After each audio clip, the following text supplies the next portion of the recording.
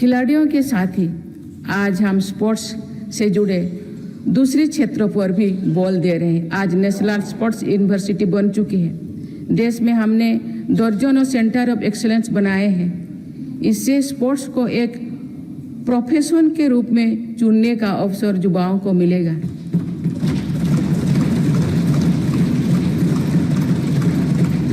खेल उपकरण से जुड़ी इंडस्ट्री को भी हर प्रकार की मदद दी जा रही है। बीते 10 वर्षों में भारत ने अनेक खेलों से जुड़े इंटरनेशनल स्पोर्ट्स इवेंट्स का शानदार आयोजन किया। देश के युवाओं में कर्तव्यबोध और सेवा भाव का विस्तार करने के लिए मेरा युवा भारत संगठन बनाया गया है।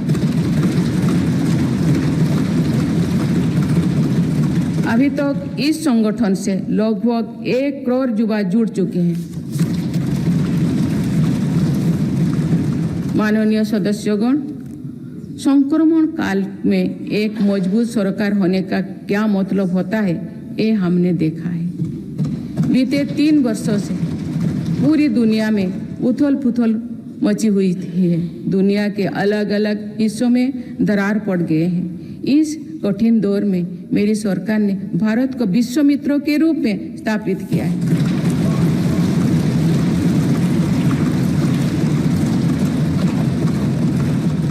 विश्व मित्रों की भूमिका के कारण ही आज हम ग्लोबल साउथ की आवाज बन पाए हैं। बीते 10 वर्षों में एक और पुरानी सोच को बदला गया है। पहले डिप्लोमेसी से जुड़े कार्यक्रम को दिल्ली के गलियारे तो ही सीमित रखा जाता था। मेरी सरकार ने इसमें भी जनता की सीधी भागीदारी सुनिश्चित की है। इसका एक बेहतरीन उदाहरण भारत द्वारा G20 अध्यक्षता के दौरान देखा गया है।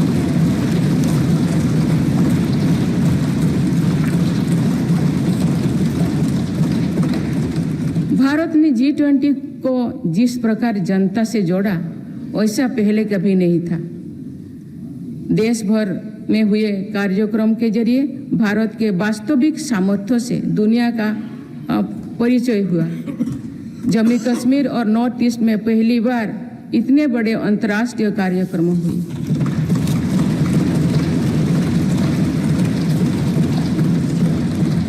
पूरी दुनिया ने भारत में हुए ऐतिहासिक G20 सम्मेलन की प्रशंसा की। ऐसे बंटे हुए महलों में भी एक मत से दिल्ली घोषणा पत्र जारी होना ऐतिहासिक है। वुमेन लीड डेवलपमेंट से लेकर पर्यावरण के मुद्दों पर भारत का विजन दिल्ली घोषणा पत्र की नींव बना। हमारे प्रयासों से G20 में अफ्रीकन यूनियन के स्थायी सदस्यता को भी सराहा गया है। इसी सम्मेलन के दौरान Bharat middle east Europe corridor के निर्माण की घोषणा हुई है। ये कॉरिडोर भारत के सामुद्रिक सामर्थ्यों को और सशक्त करेगा। ग्लोबल बायोफ्यूल अलायंस का लॉन्च होना भी बहुत बड़ी घटना है। इस प्रकार के कदम वैश्विक समस्याओं के समाधान में भारत की भूमिका का विस्तार कर रहे हैं। माननीय सदस्यगण, मेरी सरकार ने वैश्विक विवादों और संघर्षों के इस दौरे में भी भारत के हितों को मजबूती से दुनिया के सामने रखा है। भारत की विदेश नीति का दायरा आज अतीत की विदेशों से कहीं आगे बढ़ चुका है। आज भारत अनेक वैश्विक संगठनों का सम्मानित सदस्य है। आज आतंकवाद के खिलाफ भारत दुनिया के एक प्रमुख आवाज है।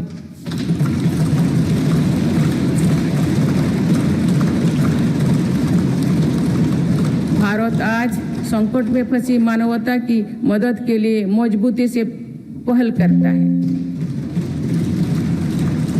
दुनिया में कहीं भी संकट आने पर भारत वहां तेजी से पहुंचने का प्रयास करता है। मेरी सरकार ने दुनिया भर के काम कर रहे भारतीयों में नया भरोसा जगाया है। ऑपरेशनल गंगा, ऑपरेशनल कावेरी और वंदे भारत जैसे अभियान चलाकर जहां जहां संकट आया वहां से हर भारतीयों को हम तेजी से सुरक्षित वापस लेकर आए।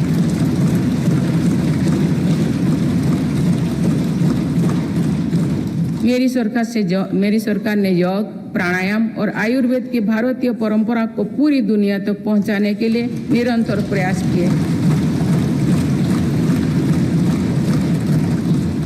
पिछले वर्ष संयुक्त राष्ट्र संघ के मुख्यालय में 135 देशों की प्रतिनिधित्व ने एक साथ योग किया।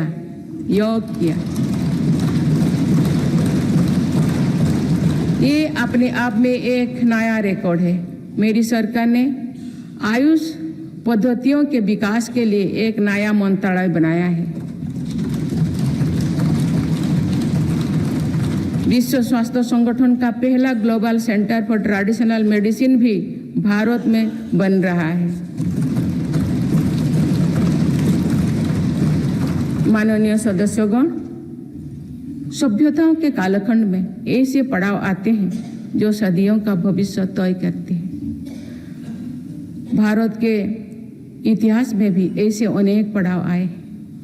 इस वर्ष 22 जनवरी को भी देश ऐसे ही एक पड़ाव का साक्षी बना है।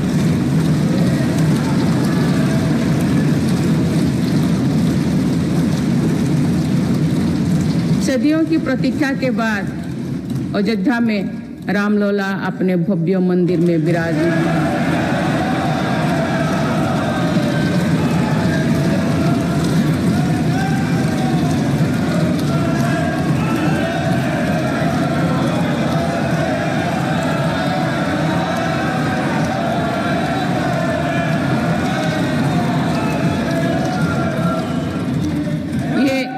ये करोड़ों देशवासियों की इच्छा और आस्था का प्रश्न था, जिसका उत्तर देश ने पूरी सद्भाव के साथ खोजा है।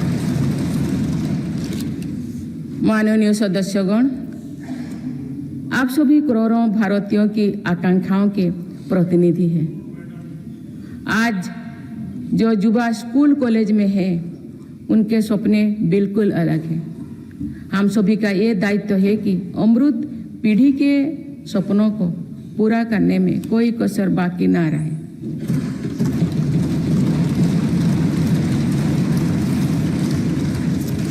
विकसित भारत हमारी अमृत पीढ़ी के सपनों को साकार करेगा। इसलिए हम सभी को एक साथ मिलकर संकल्पों की सिद्धि के लिए जुड़ना होगा।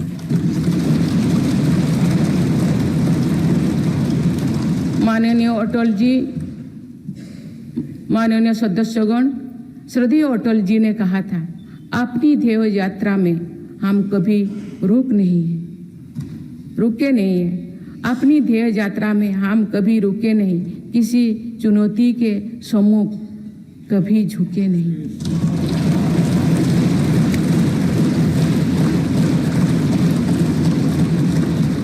मेरी सरकार 140 करोड़ देशवासियों के सपनों को पूरा करने की गारंटी के साथ आगे बढ़ रही है।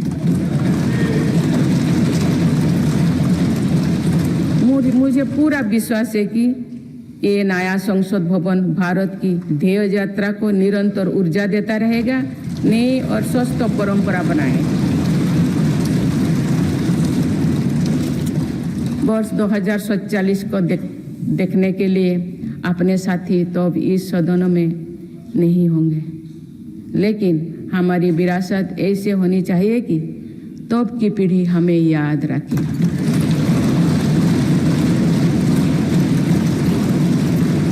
आप सभी को बहुत बहुत शुभकामनाएं। धन्यवाद। जय हिंद, जय Bharat.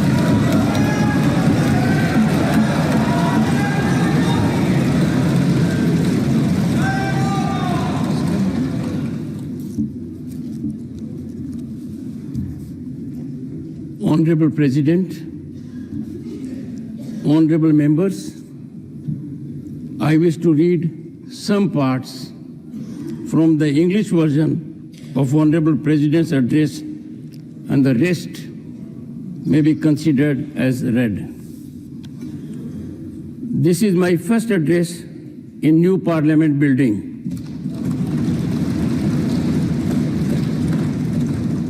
This magnificent building has been constructed at the beginning of Azadi Ka Amrit Kal.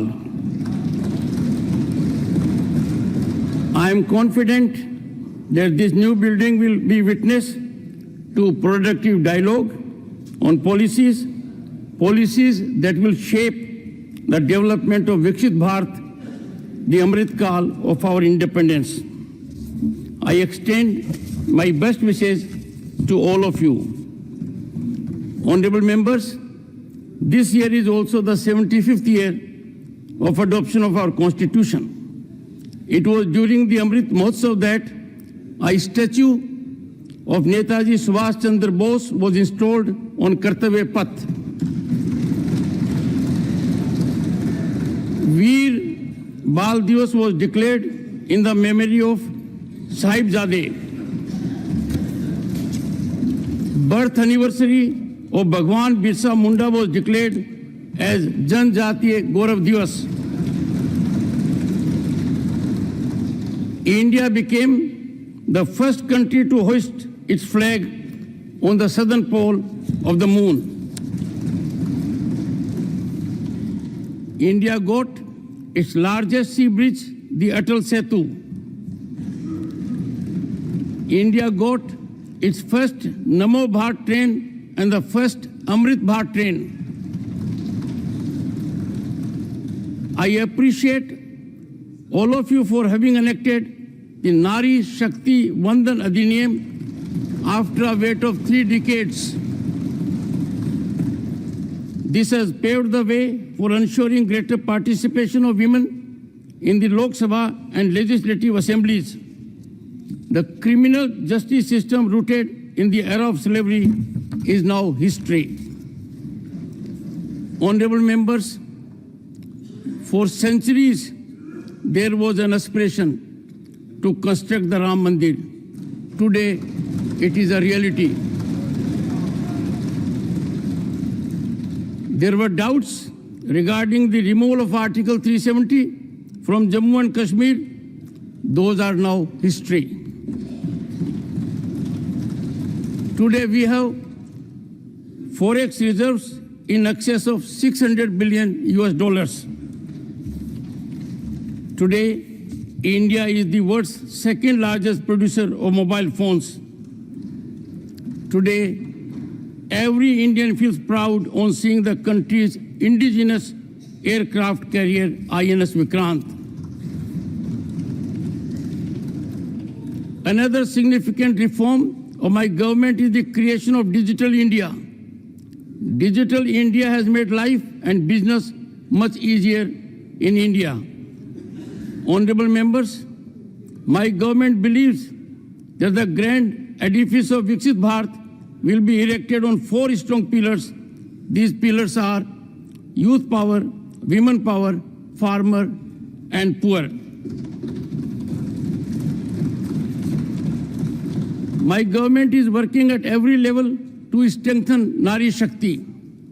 This year's Republic Parade was also dedicated to women empowerment. My government has enlarged the role of daughters everywhere in water, land, sky, and space. My government is laying stress on making farming more profitable. Our aim is to reduce the cost of farming while increasing profits. Under the PM Kisan Samman Nidhi scheme, farmers have received over 2,80,000 crore rupees so far. Honorable members, it is difficult to imagine daily life without Vishwakarma families. My government has also taken care of such Vishwakarma families. So far, more than 84 lakh people have connected with the PM Vishwakarma Yojana. Honorable members, my government has made India one of the world's leading digital economies. This has provided employment to crores of youth. My government is continuously taking new initiatives for the education and skill development of India's youth. For this, a new national education policy was framed and is being implemented rapidly. My government also wants to make India a leading destination for meetings and exhibitions related sectors. For this, facilities like Bharat Mandapam, Yashobhumi have been created. In near future, tourism will become a major source of employment. Honorable members, the way India connected G20 with the public was unprecedented. The whole world appreciated the historic G20 summit held in India. Even in this era of global disputes and conflicts, my government has firmly placed India's interests before the world. There come junctures in the history of civilizations which shape the future of coming centuries. This year, on January 22, the country witnessed a similar epochal moment.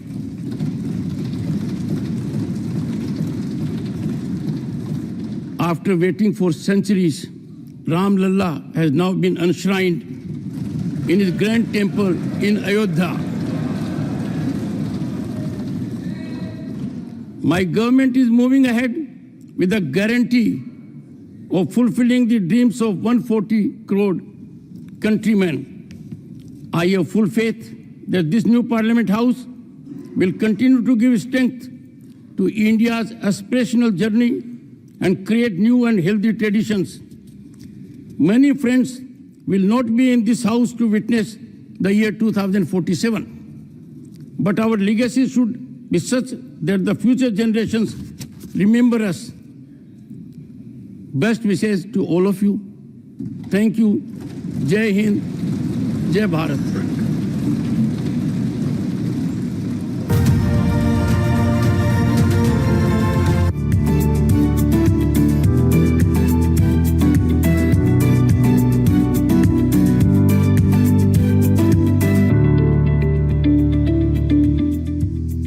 संविधान में निहित मौलिक कर्तव्यों का उद्देश्य देश के प्रत्येक नागरिक को एक निरंतर अनुस्मारक यानी कि रिमाइंडर के रूप में यह बताना है कि संविधान ने विशेष रूप से उन्हें कुछ मौलिक अधिकार प्रदान किए हैं, लेकिन नागरिकों को लोकतांत्रिक आचरण और लोकतांत्रिक व्यवहार के बुनियादी मानदंडों का पालन करने की भी आवश्यकता है। आइए आपको बताते हैं 11 मौलिक कर्तव्यों में से दूसरा कर्तव्य कौन सा है। दूसरा कर्तव्य है स्वतंत्रता के लिए राष्ट्रीय आंदोलन को प्रेरित करने वाले उच्च आदर्शों को हृदय में संजोए रखें और उनका पालन करें। हमारा देश इस वक्त अमृतकाल मना रहा है। भारत सरकार ने आजादी का अमृत महोत्सव के माध्यम से लोगों के अंदर न सिर्फ स्वतंत्रता आंदोलन के प्रति आस्था की भावना को प्रबल किया है, बल्कि इस महोत्सव ने देश के उन स्वतंत्रता सेनानियों को भी याद करने का कार्य किया जिनके बारे में पहले ज्यादा बात भी नहीं हुई। प्रधानमंत्री ने कई बार कर्तव्यों के इस महत्व को रेखांकित किया है। शास्त्रों के उदाहरण से वे इस बात को समझाते भी हैं। हमारे यहाँ सदियों से शास्त्रों में बार बार इस बात का जिक्र किया जाता है, आत्मनः प्रतिकूलानि परेशान न समाचारेत, यानी जो अपने लिए प्रतिकूल हो वो व्यवहार दूसरे किसी भी व्यक्ति के साथ न करें। इसका अर्थ यही है कि मानव अधिकार केवल अधिकारों से नहीं जुड़ा, बल्कि ये हमारे कर्तव्यों का विषय भी है। हम अपने साथ साथ दूसरों के भी अधिकारों की चिंता करें, दूसरों के अधिकारों को अपना कर्तव्य बनाएं। हम हर मानव के साथ समभाव और ममभाव रखें। जब समाज में ये सहजता आ जाती है तो मानव अधिकार हमारे समाज का जीवन मूल्य बन जाता है। अधिकार और कर्तव्य ये दो ऐसी पटरियां हैं जिन पर मानव विकास और मानव गरिमा की यात्रा आगे बढ़ती है।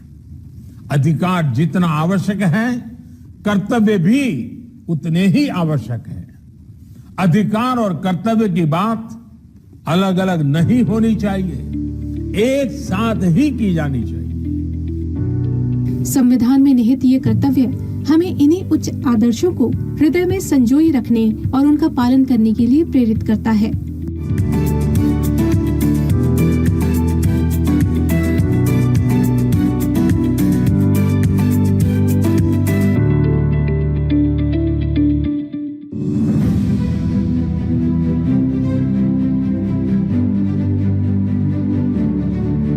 Small farmers and villagers working in agriculture and agriculture-related business work hard, but when they go out to sell their produce, they do not get good prices for it. But when they unite together, they become a force, a cooperative power. The Government of India has exempted income tax under Section 80B of the Income Tax Act on income from certain specified activities by cooperative societies. These societies are credit cooperatives, cottage industries, fisheries industry, marketing of agricultural produce, purchase of farm supplies, collective disposal of labor of members, and without the aid of energy processing of agricultural produce, etc. Cooperative societies working in the above mentioned areas can get deductions from income tax on the income generated from the activities while filing income tax return. Honorable Prime Minister Shri Narendra Modi believes that cooperatives should be transformed into a vibrant business unit so that prosperity can come from cooperatives. And to make this vision a reality, cooperatives under the able guidance of Honorable Home and Cooperative Minister Shri Amit Shah Ji, it is the endeavor of the ministry that cooperatives should be treated in the same way as other business units in the economy, so that they can also get an equal opportunity to become partners and beneficiaries in the development of the economy. पहले cooperative के साथ step mother approach से व्यवहार किया जाता था। अब मोदी जी के नेतृत्व में किसी की हिम्मत नहीं है कोऑपरेटिव को स्टेप मदर अप्रोच से देखने की। हमने समान व्यवहार की। कॉर्पोरेट के लिए जो व्यवस्था है वो सारी कोऑपरेटिव के लिए। Working in this direction with the cooperation of the Honorable Finance Minister, some important provisions have been implemented in the field of income tax in the last 3 years to bring parity between companies and the cooperatives, so that cooperative societies can become empowered. Reducing the minimum alternate tax on cooperatives from 18.5% to 15% as equal to companies, reducing the surcharge from 12% to 7%, raising the upper limit of cash deposits and cash loans by PACs and primary cooperative agriculture and rural development banks to Rs 2 lakhs per member, taking income tax only at a concessional rate of 15% on producer cooperative societies formed on or after April 1st, 2023 and starting manufacturing or production by March 31st, 2024. Increasing the upper limit of cash withdrawal without TDS by cooperative societies to Rs 3 crores.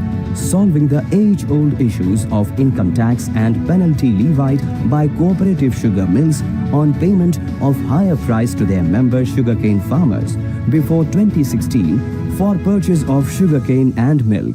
Cooperatives giving cash to their members even on holidays without fear of penalty includes payment facility.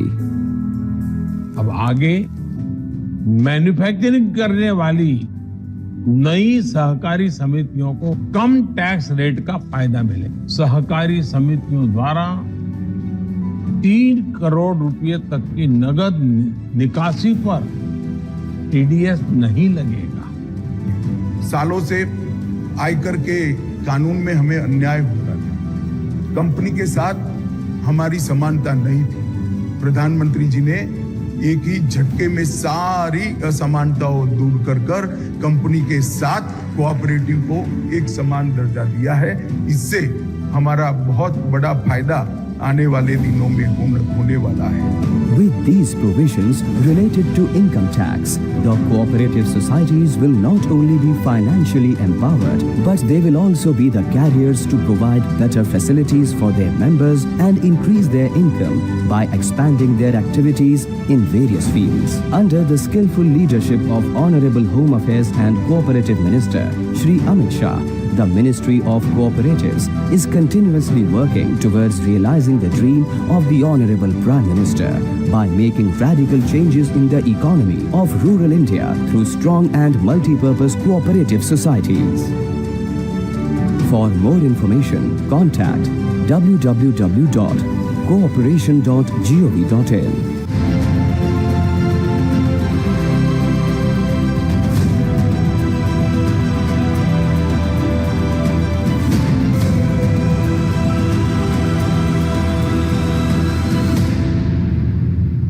Namaskar, welcome to Sunset TV. I'm your host Rajiv Kumar Singh. The Modi government is completing its second term in office. 2024 is a general election year. As has been the tradition, Finance Minister Nirmala Sitharaman will present an interim budget to manage the fiscal accounts of the outgoing administration and request permission for necessary spending outlays on February 1st. The comprehensive budget for the fiscal year 2024-25 is expected to be presented by the new government in July following the Lok Sabha elections. In light of these facts, what could the civil aviation sector expect from the interim budget 2024? Let us find out in our program, Ascent.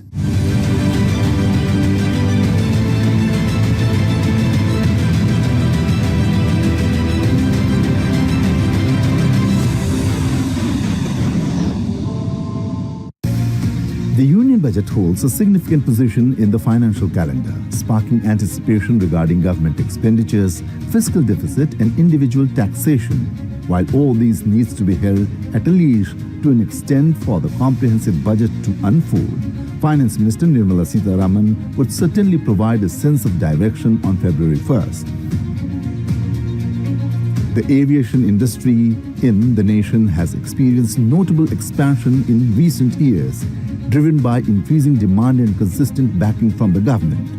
The Ministry of Civil Aviation aims to double the current domestic air passenger traffic from 15 crore to 30 crore by 2030. To achieve this, the government has set a target of increasing the number of airports in the country to 220 by 2025. In the Union Budget 2023-24, Finance Minister Nirmala Sitharaman revealed plans to build 50 additional airports, heliports and similar facilities to enhance regional air connectivity. Anticipated is a compound annual growth rate CAGR of 14% in passenger traffic for the fiscal years 2023 to 2025. Notably, in 2023, the proportion of passenger traffic at non-metro airports has risen from 32% in FY15 to 40% in FY23. In 2023, India achieved a historic milestone as its domestic air passenger traffic reached unprecedented levels, surpassing the pre-pandemic peaks and signaling a complete recovery from the impact of COVID-19. The estimated figure for domestic air traffic in 2023 stands at a record 15.2 crore passengers, surpassing the previous peak of 14.4 crore passengers recorded in 2019. Over the past decade, India has emerged as the world's third largest domestic aviation market, trailing only the United States and China. In 2023, a daily average of 412,822 Indians traveled domestically, a significant increase from the 184,608 recorded in 2014. The burgeoning middle and upper middle class in Tier 2 and Tier 3 cities, characterized by aspirations and affluence, is increasingly choosing air travel. With the country's gross domestic product, GDP, expected to grow around 7%, a rise in disposable income will empower more Indian consumers to opt for air travel in their journeys.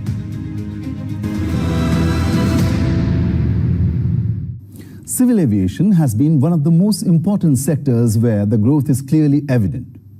Be it the number of people flying or the number of airports in the country, India has witnessed a big leap.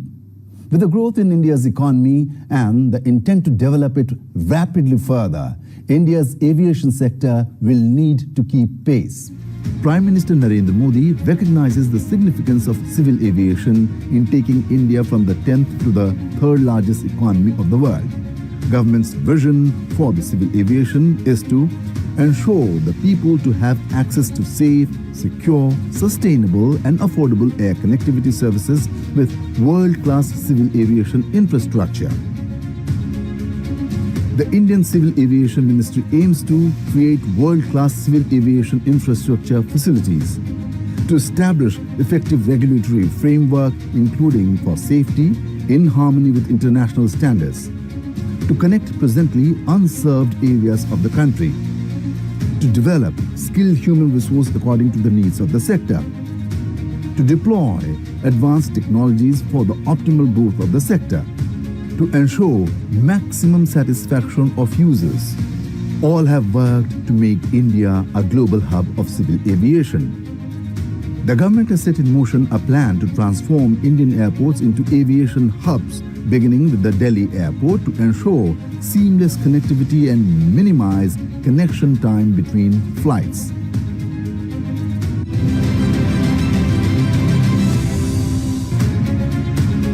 In 2018, the Modi government set a goal to have 855 million air travelers by 2030-31.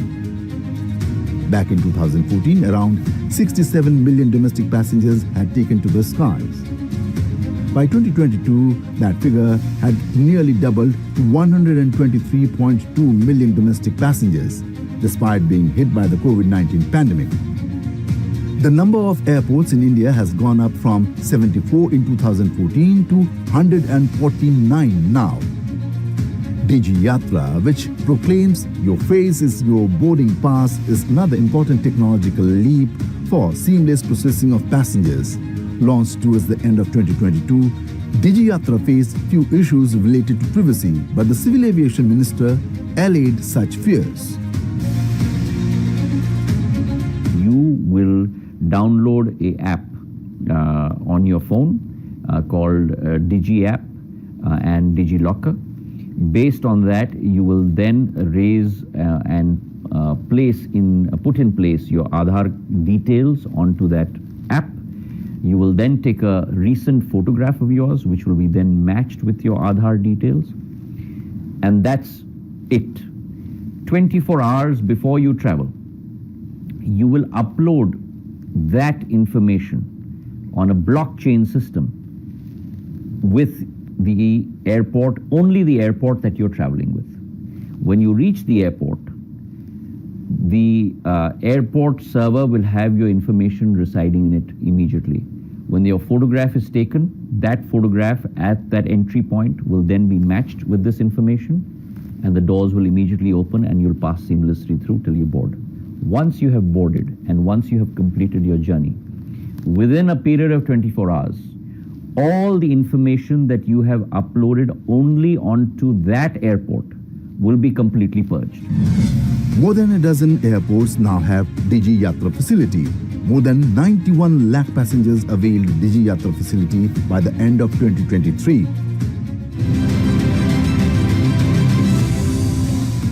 The Modi government also launched India's first regional connectivity scheme, RCS Udan, in 2016 with the aim to make air travel affordable and augment economic development. The Udan scheme was created to target India's unserved, underserved and mostly underdeveloped regional airports with regular scheduled flights. बहुत पहले हमारी सोच ये बनी थी कि हवाई यात्रा ने ये राजा महाराजाओं का ही विषय है और इसलिए हमारी एयरलाइंस के साथ जो लोगो जुड़ा था वो भी महाराजा का जुड़ा था। एविएशन को मैं किस रूप में देखता हूं, हमारे देश में गरीब व्यक्ति की एक पहचान है, वो हवाई चप्पल पहनता है। और मैंने उस मीटिंग में कहा था कि मैं चाहता हूं कि हवाई जहाज में हवाई चप्पल वाले लोग दिखाई दे। 517 routes connecting 76 airports, including 9 heliports and 2 water aerodromes, have so far commenced operations. Out of 1,300 valid routes awarded under the scheme till 5.0 round of Udan, 501 routes have been cancelled due to various reasons, which include shutting down of the airlines, non-readiness of the aerodromes, etc. Out of the remaining 799 routes, 517 routes have commenced so far. 201 routes have completed the prescribed 3 years tenure. 60 new RCS routes commence in 2023 itself. 6 airports, Rourkela, Holongi, Jamshedpur, Cooch Behar, Utkela and Shivamogga got operationalized in 2023. 154 new RCS routes were awarded under UDAN last year, while 12 new RCS routes commenced in the northeast.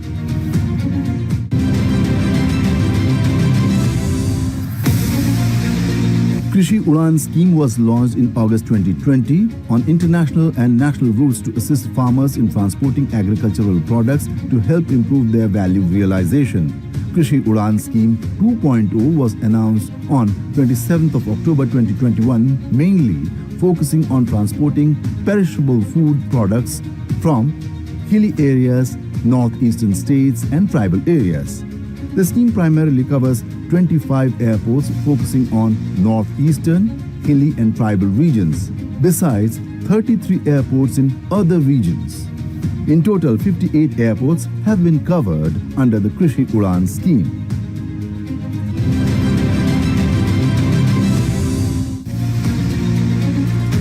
The Narendra Modi government sets its sight on completing the sale of Air India as part of its larger plan to divest stakes in public sector undertakings.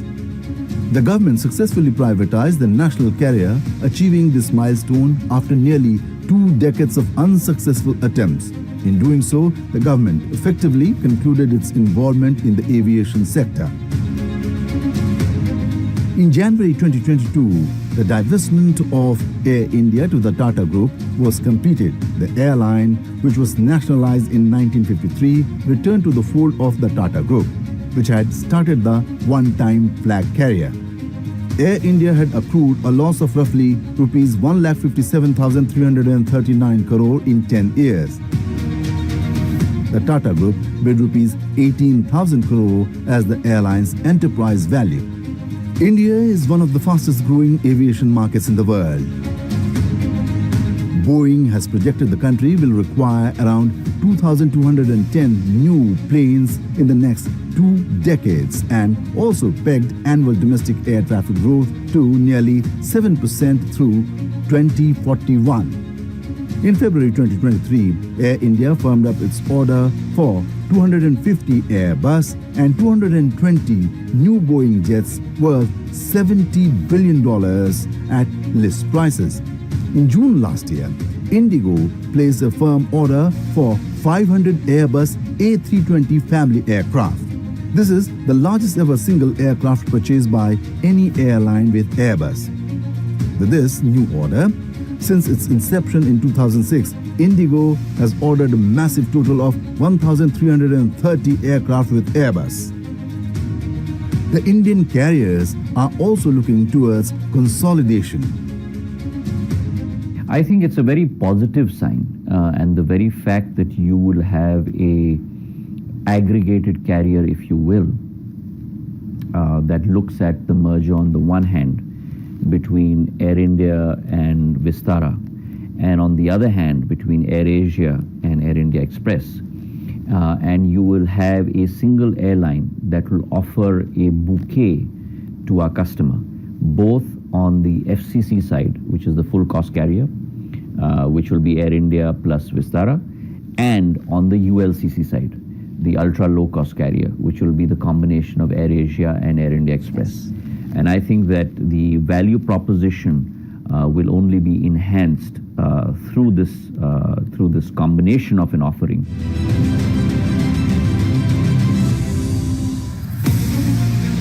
The government had also said that it will come out with a policy to boost drone manufacturing in India and make the country a global manufacturing hub for UAVs or unmanned aerial vehicles.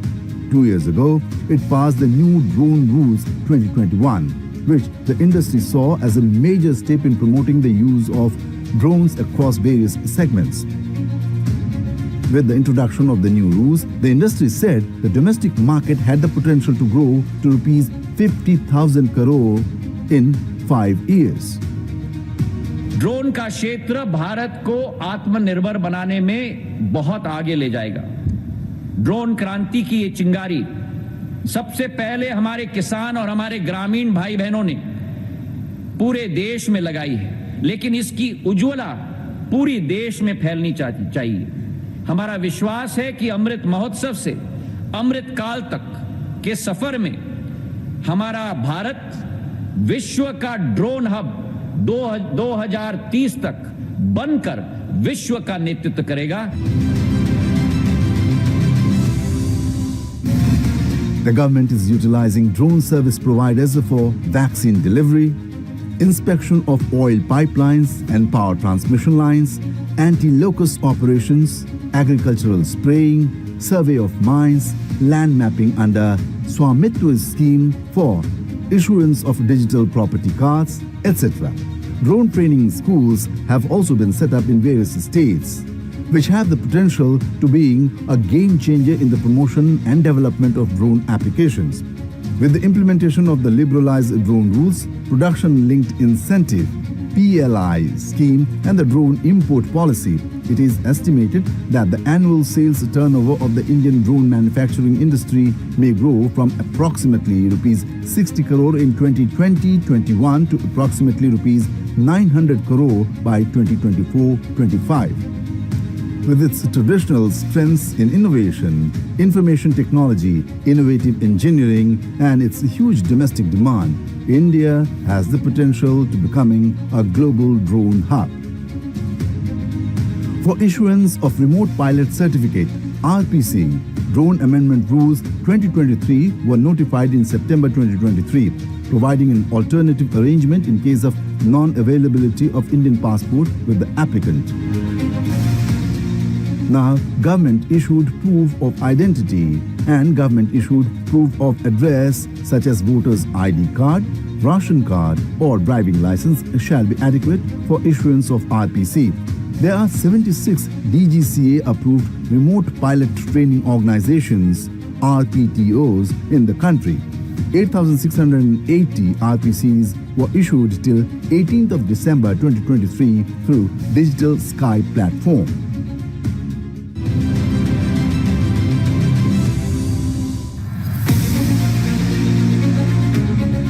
Despite doubling in terms of the market size in the last 9 years, attracting the biggest aircraft original equipment manufacturers or OEMs to set up shop in India or create an infrastructure for commercial aircraft leasing has remained a challenge. The lack of manufacturing facilities in India poses a massive problem for airlines in the country, which till date suffer due to unavailability of spare parts and engine manufacturing in the country. Government has to redouble its efforts in this direction. Meanwhile, the Modi government has vowed to provide an enabling ecosystem for the growth of the aircraft maintenance, repair and operations MRO industry in the country. Ground handling services, maintenance, repair and overhaul यानी MRO में भी 100% FDI की अनुमति दी गई है। भारत पूरे क्षेत्र के लिए MRO का हब बन सकता है। आज सभी ग्लोबल एविएशन कंपनीज भारत में मौजूद है। मैं उन्हें इन अवसरों का पूरा लाभ उठाने के लिए आमंत्रित करता हूं। Boeing India Engineering and Technology Center BIETC campus was inaugurated by the Prime Minister on 19th of January at Bengaluru. Spread across 43 acres, the campus has been built with an investment of rupees 1,600 crore. The new campus is said to be Boeing's largest investment outside the United States. The government expects Boeing's new campus in India to become a cornerstone for partnership with the vibrant startup, private and government ecosystem in India. Bengaluru Bharat के take potential को global demand से जोड़ता है। Boeing का ये नया global technology campus भी बेंगलुरु की इसी पहचान को सशक्त करने वाला है। ये अमेरिका के बाहर बोइंग कंपनी की सबसे बड़ी फैसिलिटी होगी। इसलिए ये फैसिलिटी भारत ही नहीं बल्कि पूरी दुनिया के एविएशन मार्केट को एक नई ताकत देने वाली है। लेकिन फ्रेंड्स, इस फैसिलिटी का महत्व सिर्फ इतना ही नहीं है। ये ग्लोबल टेक, रिसर्च और इनोवेशन, डिजाइन और डिमांड को ड्राइव करने के भारत के कमिटमेंट को भी दिखाता है। India is building and upgrading its airports at a fast pace. Many existing brownfield airports, including the country's busiest ones, are going through a phase of renovation and expansion to modernize and factor in projected growth in air traffic. A number of new greenfield airports too are being built across the country. The government is focusing on building infrastructure with the support of the private sector to make it more feasible with collaboration. Nearly $11.8 billion or rupees 98,000 crore over a 4-year period would be spent by the Ministry of Civil Aviation on the construction of new greenfield airports and the development of existing brownfield airports. Out of this, the private sector will contribute $7.5 billion or 62,000 crore rupees, while the Indian government will invest $4.3 billion or rupees 36,000 crore through Airports Authority of India. 3 greenfield airports, namely Mopa, Shivamogga and Rajkot, were operationalized in 2023. From Delhi to Chennai, Mumbai to Kolkata, Indian airports are being upgraded or being built from the scratch at a mammoth level. Delhi's Indira Gandhi International Airport is currently the busiest airport in India and the 9th busiest in the world. Its expansion has increased its capacity. 65 million passengers passed through IGI Airport's 3 terminals in 2022. The expansion work is largely complete. The 3rd terminal had opened in 2010. Another cargo terminal is ready and a 4th parallel runway has become functional. IGI is India's first airport to add an elevated taxiway. What the whole of India and indeed a big part of Asia and the world is interested in is the progress of the Noida International Airport at Jewar and the Navi Mumbai Airport being constructed in Ulve, Navi Mumbai. Jewar is easily the biggest airport project currently in progress in India. The Noida International Airport broke ground in 2021 and is expected to be fully completed by 2040. The first 2 runways are expected to be operationalized this year. Noida International Airport is being developed by Yamuna International Airport Private Limited, a subsidiary of Zurich Airport International AG. Also known as Jewar International Airport, the huge project will include an initial 2 runways to cover 12 million passengers a year by 2024 before slowly expanding over the next 3 decades to become a 6th runway airport capable of handling 60 to 120 million passengers a year, making it India and Asia's largest airport and the 4th largest in the world.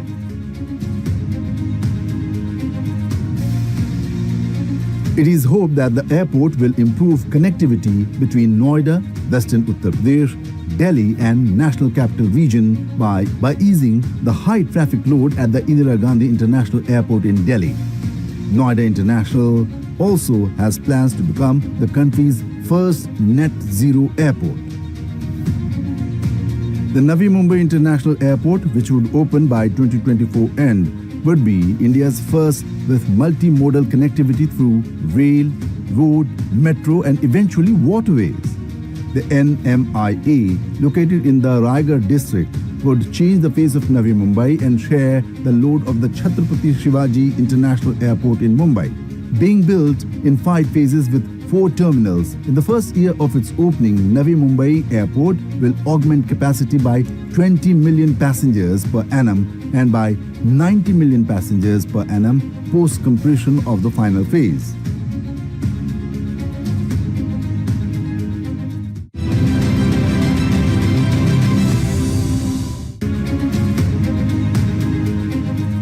A distinct mark of India's progress in civil aviation is the number of female pilots in the country. India has the highest number of female pilots in the world. The Boeing Sukanya program, initiated recently, is to further open the aviation field for women in the country. Sukanya dreams of flying amongst them and higher. Sukanya dreams of becoming a pilot. चाचा, मैं तो pilot बनूंगी। Some of the village men say it's impossible. But little do they know that her dreams would soon cross paths with the Boeing company's initiative, marking the beginning of an extraordinary adventure. आज भारत महिला pilots के मामले में lead कर रहा है।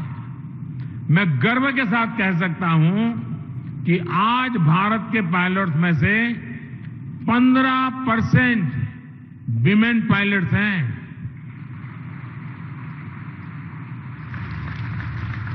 और इसका महत्व तब समझ में आएगा कि ये ग्लोबल एवरेज से 3 गुना ज्यादा है।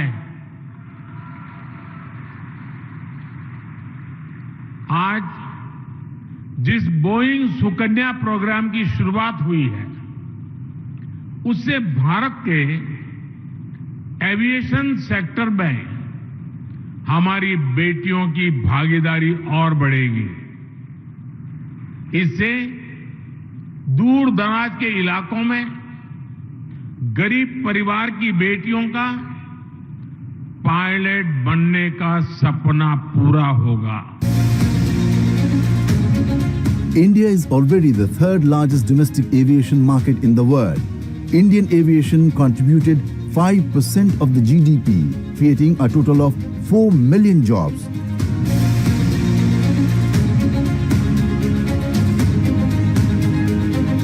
Let us here also not forget how the over 7 million other tourism sector jobs are closely linked to the health of the civil aviation sector. By one estimate, there is a $72 billion gross value-added contribution to GDP by the aviation industry. There are multiple advantages of the aviation sector that needs to be highlighted. The aviation sector offers global connection, which is crucial for advancing international trade and business. Further, it greatly influences how a nation's economy is shaped by linking it to other nations and continents. It also plays a crucial role in promoting tourism by offering a robust transportation network. The promotion of tourism industry also helps the economy and employment sector both domestically and globally. India's airport capacity was expected to handle 1 billion trips annually by 2023. In 2013-14, there were only 400 aircrafts in the nation, and currently there are well over 700 aircrafts, with more than 100 planes expected to join each year. The Ministry of Civil Aviation stated that it is likely to employ 1 lakh more people by 2024, which shows an increase in direct employment from 2.5 lakhs to 3.5 lakhs.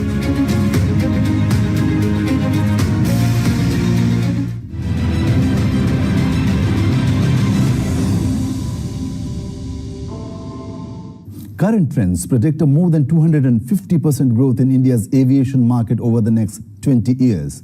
Overall, the sector is witnessing exciting times. To realize the aviation sector's full potential, challenges would need to be dealt with and obstacles overcome. India is now the most populous nation of the planet, and ideally, it should aim to become the top aviation market too. For that to happen, much needs to be done, and at many fronts. Let us see where does the interim budget lead us to on that exciting phase of ascent. Thanks for watching the program. Goodbye.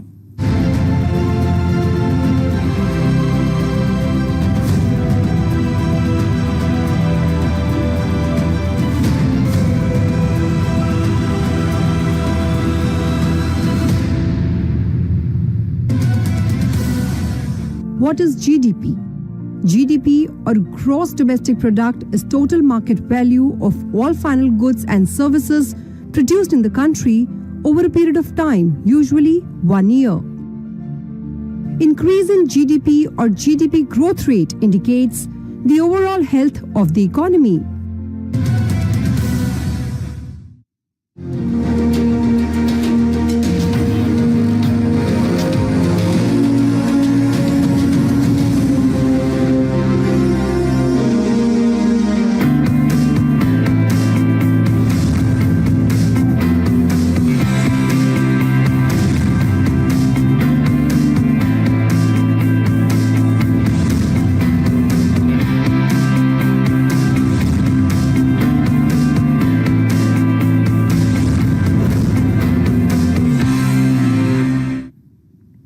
नमस्कार, संसद TV में आपका स्वागत है। मैं हूं रामवीर श्रेष्ठ। खबर जब बड़ी बनती है तो मुद्दा बन जाती है और उसका सरोकार अगर आपसे हो तो वो मुद्दा आपका होता है। 1 फरवरी 2024 देश की वित्त मंत्री देश का बजट पेश करने जा रही हैं और ये अंतरिम बजट है। और इस बजट में आज हम बात करेंगे खेती के लिए उस बजट में क्या होगा, खेती के लिए उपलब्धियां जो हैं वो भी गिनाई जाएंगी, साथ में जो अपेक्षाएं हैं उन पर भी बात होगी। और इन सारी बातों को करने के लिए हमारे साथ जो आज मेहमान हैं उन मेहमानों का तारुफ मैं आपसे करा देता हूं। हमारे साथ डॉक्टर अतनु पुरकायस्थ जो फॉर्मर सेक्रेटरी हैं CIC, आपका बहुत बहुत स्वागत है, हमारे साथ जुड़े हुए हैं। और हमारे साथ डॉक्टर रंजीत मेहता हैं, आप कार्यकारी निदेशक हैं PhD CCI के, आपका भी बहुत बहुत स्वागत है। और इस चर्चा को सबसे पहले स्टूडियो से हम शुरू करते हैं। कुल मिलाकर 1 फरवरी 2024 को जहां तक बात खेती की होती है, खेती में मैं देखता हूं 4 स्टेप मोटे मोटे हैं। प्रोडक्शन है, उसके बाद दूसरा स्टेप जो है वो उसके भंडारण का है जिसको आप वेयर हाउसेस कहते हैं। तीसरा जो स्टेप है वो आप देखेंगे वैल्यू चेन में, वो प्रोसेसिंग का है। चौथा जो स्टेप है उसे आप देखेंगे तो ये विपणन का है, मार्केटिंग का है। और आप विपणन, ट्रेड और इन सब चीज़ों में आप जो है आपका चैम्बर और इन सब चीज़ों पर आप निगाह रखते हैं। खेती को लेकर के जो बजट पेश होने जा रहा है उसकी उपलब्धियां पिछले साल की और जो आपको भी लगता है आपकी भी जो अपेक्षाएं हैं वे भी आप संसद टीवी के देश के दर्शकों के सामने रखें, हम चाहेंगे।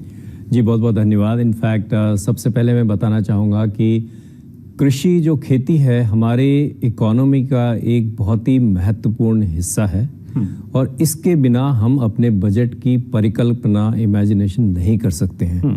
क्योंकि खेती से हमारे यहाँ आज भी 50% से ज़्यादा लोग खेती से जुड़े हुए हैं और ये हमारे देश के रोजगार का एक प्रमुख साधन है।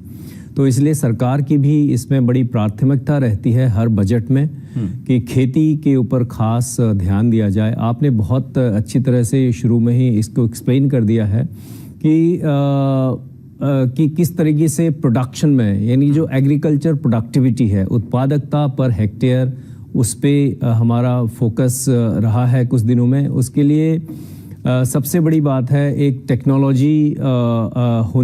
टेक्नोलॉजी में स्पेंड उसमें ज़्यादा रहना चाहिए। और दूसरा जो देश में सबसे बड़ी समस्या जो मैं आज देख रहा हूँ कि वो है, जिसको कई हद तक सरकार ने उसमें खास ध्यान दिया है, वो है वेयर हाउसिंग का।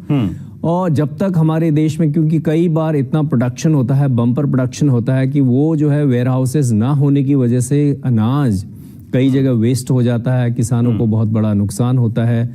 अगर वेयर हाउसिंग इंफ्रास्ट्रक्चर अच्छा अगर क्रिएट हो और उसमें बैकवर्ड और फॉरवर्ड जो लिंकेजेस हैं मार्केट के साथ वो अगर अच्छी तरह से पूरा सीमलेस हो जाए तो उससे जो किसानों की उपज है, जो उनकी उत्पाद है, उसको अच्छी तरह विपणन तक ले जाया जा सके, मार्केट तक आप ले जा सकते हैं और किसानों का उसका अच्छा कीमत मिल सकता है। तो इस पे हमें उम्मीद है कि इस पे सरकार का खास फोकस रहेगा। और जो तीसरी मैं बात कहूँगा वो है एग्रीकल्चर क्रेडिट। बिल्कुल किसानों के पास जो उपज होती है, सरकार ने एक बहुत अच्छी स्कीम उसमें चलाई है, दैट वो है इलेक्ट्रॉनिक नेगोशिएबल वेयरहाउसिंग रिसीट्स। तो उसमें क्या होता है कि अगर हमारे पास जो किसान की उपज होती है उसको वेयरहाउस में रख करके उस रिसीट से आप बैंक से कर्जा ले सकते हैं। तो इसकी भी लिमिट बढ़ानी चाहिए। इसमें एक स्मूथनेस आए तो वो बहुत अच्छा एक होगा। और हमें उम्मीद करते हैं कि R&D में बहुत इस बार एग्रीकल्चर में जिससे कि नए नए जो टेक्नोलॉजीज आ रही हैं, नए टेक्नोलॉजी के लिए लोगों को प्रोत्साहित किया जाए कि एग्रीकल्चर में किस तरह से नई टेक्नोलॉजी आए। और उसमें जो सबसे बड़ी जो मैं बात इसमें बताना चाहता हूँ वो ये है कि जो किसान है, किसान का जो सस्टेनेबल एग्रीकल्चर के विषय में ज्ञात कराना बहुत ज़्यादा ज़रूरी है। क्योंकि आप देख रहे हैं जो हमारा किस तरीके से एक क्लाइमेट चेंज पे फोकस रहा है। बाय 2020 सरकार ने जो कार्बन एमिशंस हैं उसको करीब 45% रिडक्शन की ऑलरेडी मिशन जारी है। तो उस सब में मैं समझता हूँ एक सस्टेनेबल एग्रीकल्चर की तरफ कि ऐसे प्रोडक्ट प्रोड्यूस किए जाएं जिसमें कि मतलब देश को टिकाऊ और स्मार्ट एग्रीकल्चर की तरफ हमारे साथ डॉक्टर अतनु जुड़े हुए हैं। और डॉक्टर साहब जो बात डॉक्टर रंजीत कह रहे हैं मैं उसको थोड़ा सा आगे ले जाना चाहता हूं। कई बार जब किसानों के साथ मैं भी बात करता हूं तो वो कहते हैं कि देखिए प्रोडक्शन बढ़ाना ये हमारे लिए कोई बड़ी चुनौती नहीं है। जब देश की आबादी जो है आजादी से लेकर अभी तक 4 गुना बढ़ी है और देश के किसानों ने प्रोडक्शन को 6 गुना तक बढ़ाया है, मतलब उसकी वजह से हम सरप्लस में आ गए, हम एक्सपोर्ट भी कर रहे हैं, सारी बातें हैं। लेकिन फिर भी समस्याएं जो हैं वो एक सवाल बनी हुई हैं। उन सवालों को जो डॉक्टर साहब कह रहे थे, क्या हम कुछ वैल्यू चेन के थ्रू हम उनको डील कर सकते हैं? हाँ, सर्टेनली। अब वैल्यू चेन जो है वही अब मोस्ट इम्पॉर्टेंट फैक्टर रह गया है। क्योंकि जो आपके जो एग्रीकल्चर प्रोडक्शंस होते हैं वो दाल, चावल, गेहूं, इससे ज्यादा मुनाफा नहीं आता है। आजकल के जमाने में आप देखेंगे तो हर फैमिली, चाहे वो लोअर इनकम से हो या हायर इनकम से हो, उनके पास अपने लेवल में डिस्पोजेबल इनकम होता है। और वहां पे अक्सर हस्बैंड वाइफ दोनों काम करते हैं। तो वो चाहते हैं कि थोड़ा सा उनको घर के काम काज से भी रिलीफ मिले। तो इसके लिए एक बड़ी चीज है कि आप जो है आप प्रोसेस्ड फूड प्रोडक्ट्स अगर आप लाएंगे तो घर में जो लेडीज होते हैं जो बाहर भी काम करते हैं, और अक्सर ऑलमोस्ट एवरी नेक्स्ट हाउस में आपको मिलेगा कि there is a working woman. तो उसमें क्या है कि उस लेडी को फायदा होता है, उसको थोड़ा सा घर के जो काम के जो लोड होते हैं उससे उसको थोड़ा फायदा होता है। दे हैव द मनी, उनके पास पैसा होता है कि वो अपने लेवल में अपने जैसा वो प्रोसेस्ड फूड खरीद के उसको आप अपने बच्चों को, फैमिली को, बच्चों को खिला सकते हैं। तो प्रोसेसिंग जो है, तो प्रोसेसिंग का एक और बड़े मतलब इम्पोर्टेंट ये है कि प्रोसेसिंग करने से आपका शेल्फ लाइफ बढ़ जाता है। तो आप जो है जो आपका जो रॉ मटेरियल जो प्रोड्यूस होता है, चाहे वो आपके सीरियल्स हो, चाहे पल्सेस हो, ये जो है या वेजिटेबल्स हो या फ्रूट्स हो, इनका अगर प्रोसेसिंग करवा सकते हैं तो इनके शेल्फ लाइफ बढ़ा सकते हैं, इनकी लॉन्जेविटी बढ़ जाता है।